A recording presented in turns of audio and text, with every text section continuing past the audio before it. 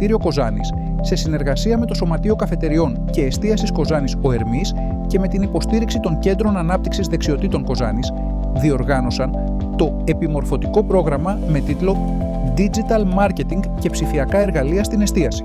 Με την πρωτοβουλία αυτή, οι διοργανωτές αποδεικνύουν έμπρακτα τη δέσμευσή τους στην αναβάθμιση των δεξιοτήτων, τη στήριξη της τοπικής επιχειρηματικότητας και κυρίως την ενίσχυση της απασχολησιμότητας στον κλάδο της εστίασης, συμβάλλοντας ουσιαστικά στην προσαρμογή ανέργων, εργαζομένων και αυτοαπασχολούμενων στις σύγχρονες ανάγκες της αγοράς εργασίας.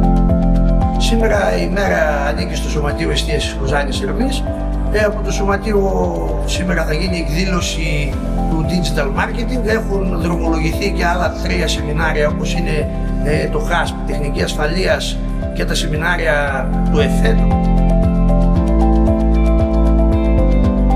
Digital Marketing δεν είναι απλώς μία επιλογή στις μέρες μας, είναι μία ευκαιρία.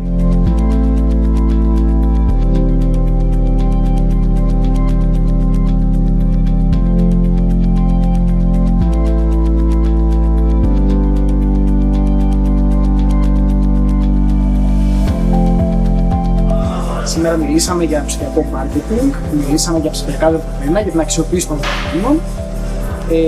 Είναι μια πολύ σημαντική δράση στην δική μας η οποία είναι ένα επίπεδο που πρέπει να έρθουμε σε μάλλον ένα επίπεδο έτσι αξιοποίηση των δεδομένων. Είμαστε εδώ για αυτόν τον λόγο, να προχωρήσουμε λίγο, να δούμε ποιο είναι το μείζον στο ψηφιακό επιχειρήν, πώς πρέπει να κινούμαστε πλέον σε μια επιχείρηση εστίασης για να αξιοποιήσουμε όλη αυτή τη τεχνολογία και να μπορέσουμε να έρθουμε στο σημείο το οποίο πρέπει να είμαστε στην εποχή.